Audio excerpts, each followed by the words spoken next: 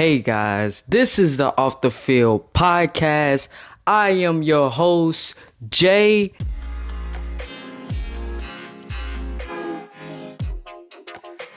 And man, oh man, do I got an episode for you guys today. Woo! Alright, so let's go ahead and jump into it, man. The NFL offseason has been the craziest offseason I have ever witnessed, guys. I mean, I'm recording this on Monday, and I just got another, crazy stuff I just saw before I press record. It's a lot going on. But first and foremost, what really started it, for me at least, was DJ Moore going to the Buffalo Bills. First and foremost, I did not even know that he was on the trading block or anything like that. Didn't he just sign a deal with the Bears, like an extension or something like that? I feel like it just happened. I don't know. That right there was the first one, guys. And man, and then after that, it's just gone crazy. Obviously, the big one now, my boy Max Crosby is officially a Raven. And and funny enough, I saw a post on YouTube. And it showed Joe Burrow, and basically it was like prayers for Joe, because obviously Max Crosby with the Ravens, and then you got Myles Garrett with the Cleveland Browns, and then you got TJ Watt with the Steelers. You Bengals, get an offensive lineman, a Pro Bowl offensive line. Hell, get a new offensive line. Please. You're going to get Joe Burrow killed, okay? Do you see what your rivals are getting now? Do you see that? Hey, there should be a wake-up call now. Joe Burrow was one of the most sacked quarterbacks already without these changes. You got to get offensive line, Bengals, and you got to get a damn defense. Hey, those games that you guys lost last year, you shouldn't have lost them. But you want to know why you lost them? Because your defense is absolutely garbage. Whatever you want to call it, I've never seen a defense that frustrates me that much. As a Joe Burrow fan, Jamar Chase, T. Higgins fan, it frustrates me. I'm not a Bengals fan, but I feel for the Bengals, man. For the Bengals faithful, I really do feel for you guys, because your offense is one of the best in the league every year. And you know where your defense is at? If they ain't the 32, the last team as far as any defensive category, they're right there. They're competing for the worst. And I just feel so bad. And then you guys missing the playoffs. And then Joe injuries. Look, if y'all don't get offensive line, it might be worse. I'm hoping they find they got to find something for Joe. God damn it. And let's see what else happened. I mean, my gosh, it's so much. Hey, right before I just record, fucking Mike Evans going to the 49ers. What the fuck is happening, bro? Oh my God, bro. I don't understand it. And then, hey, here's the kicker.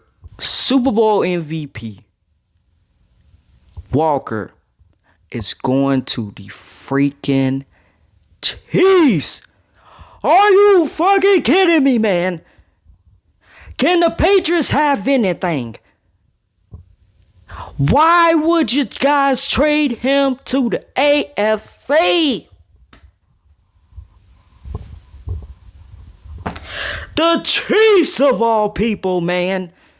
We don't need their dynasty coming back, okay? We don't. Travis Kelce is staying with them. He's coming back for another year. Oh, my God. Mahomes obviously has got to recover. I don't know if he's going to play next year, but I wouldn't be surprised if he somehow, some way comes back. Like Jason Tatum. I just would not be surprised. And then Pacheco and Walker in the back. What? First, Seattle, how y'all let him walk? This guy was a Super Bowl MVP. And you let him walk in free agency. What the fuck are y'all doing, Seattle? You won the Super Bowl and everything, and now you don't know what to do with yourself. You dominated my Patriots, and now you don't know what to do. See? Just like your fans. You know, you can't win in silence. Everybody gotta know that you dominate. Okay, cool, you dominating the Super Bowl. Guess what? Your players are leaving. Hell, at this point, Cooper Kupp might leave. I don't know, bro. Nothing is off the table. This is one thing I've learned about this offseason. Nobody is safe. Nobody. I don't know. I don't know what to say. And then the Patriots getting rid of my boy Stephon Diggs. What are we doing, Patriots? What are we doing, front office? You need veteran leadership in that locker room because we got a young team. Stephon Diggs changed for us, for the better. I wish we had got him the ball in the Super Bowl, Drake made. But to each his own. Now, look, Stephon, man, I'm sorry that we didn't get you a Super Bowl. I'm sorry that we released you after only 1 year. I'm sorry, man. I really am. As a Patriots fan, I am truly sorry, man. I wish we would have got you that ring. All the heartbreak you've been through with the Buffalo Bills, almost getting there to a Super Bowl and having to watch the Chiefs celebrate and go to another Super Bowl. Bro, I can only imagine the hurt that you're going through. And obviously now, you know, after the Super Bowl, a lot of things came out about your personal stuff. Look, I'm not here to talk about that. But it's just like, bro, like I feel for my boy Diggs, bro. And I fucked with Diggs when he was at Minnesota. The Minnesota Miracle. Before that, fucked with him with the Bills. That was one of my favorite. Him and Josh Allen were my favorite players on the Bills, okay? I've been fucking. And when we got Stephon Diggs, I'm like, no fucking way we got Diggs. Now, obviously, everybody's like, oh, he's a little washed or he's this and that. He showed you guys that he can still do this. He's not going to be a number one like he was with the Bills. But he can definitely be a great number two at the slot. What? Put him in a slot. Let him do his... Boy, what? Now, whoever gets him, please be on the NFC side. Don't let him. Don't do it. If he go to the Bills, first and foremost, you know what? If he stays in the AFC, okay. Just don't bring him to the AFC East. Don't bring him in the Patriots division. Don't do that, guys. And I got a good feeling that that's what's going to happen. I don't know. I think he might go to the Dolphins or something like that. I don't know. Speaking of which, Tua got cut. Now, we all saw this. Now, coming out of college with Tua, I wasn't the biggest fan. 2 reasons. One, the obvious reason as an LSU fan, I don't like Bama. Okay? Now, I respect their players, but I just don't like Bama.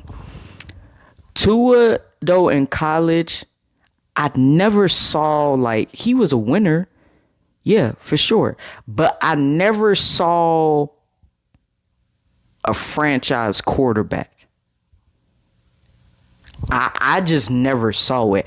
I saw a winner, but when you with Bama, when you got them guys and you know you got all these 5 stars and stuff like that, it kind of skid. How am I put? It kind of like throws things out of the window. Like they look better than they actually are.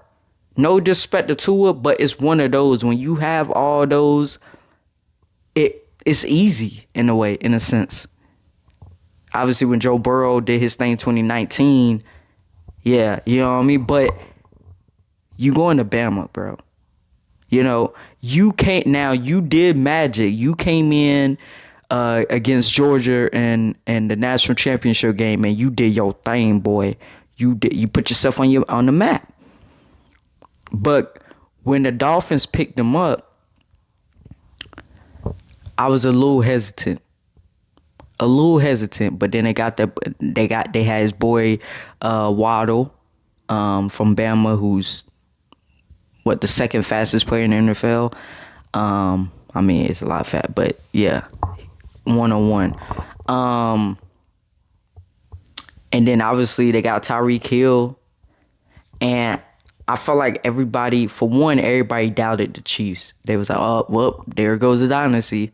And what the Chiefs do, they went back to another Super Bowl and won another Super Bowl. But here's the thing with Tua.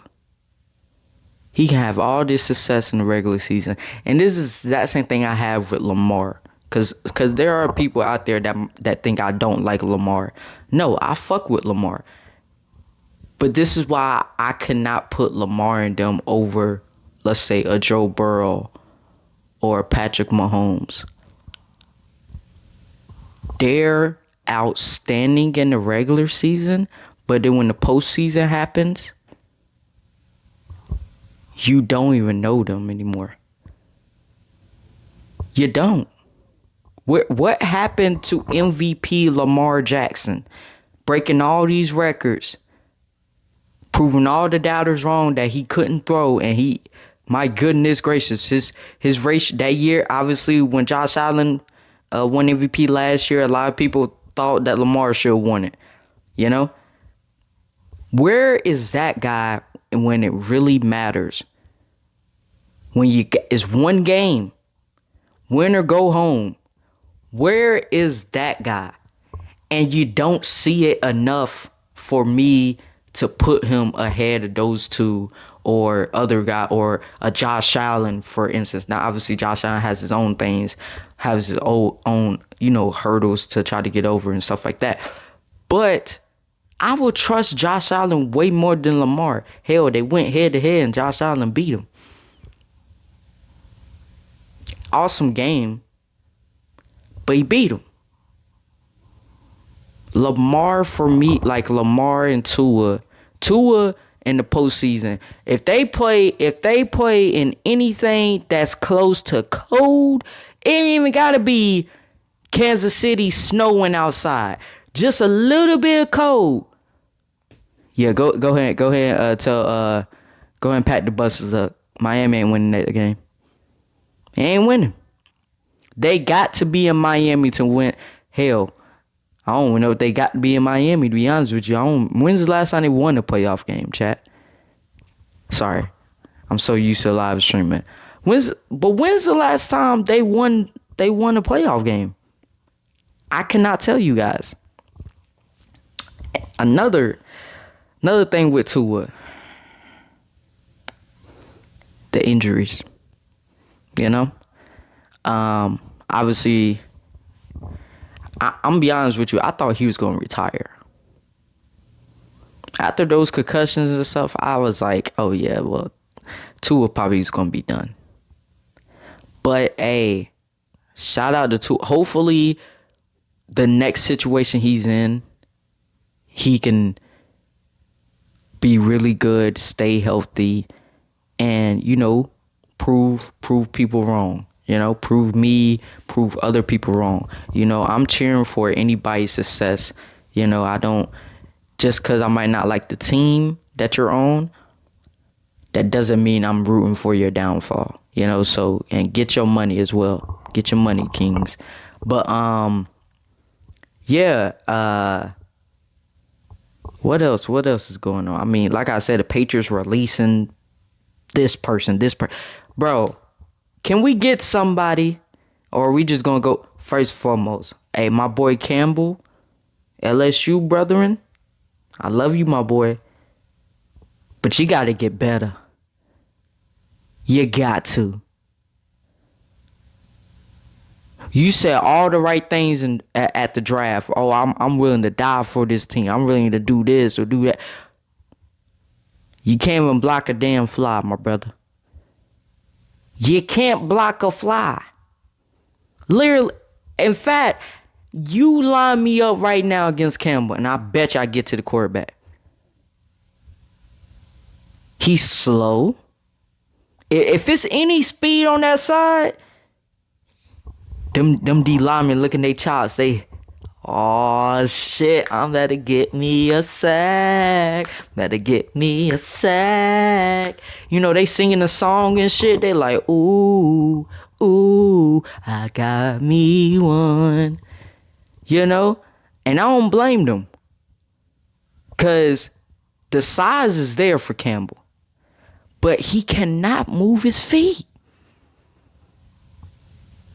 He's slow off the ball.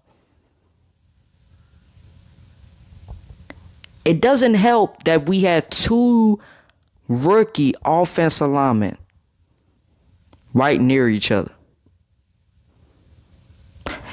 You know, normally, Tom, like stuff like that, they're on opposite sides. But they're literally right next to each other. And both of them cannot protect the damn quarterback if they life dependent on it. They can't. They'd be shit bodyguards. That's what they letting everybody through. Everybody just coming in. They can't block nobody. It's like, damn, bro. You all security? Unfortunately, yes. The Mike Evans one that I just saw. Now, I didn't read all the detail. All I saw was the headline. First and foremost, I didn't even know San Francisco was in the running to like get him. I saw other teams, but I didn't even know he was even in the running.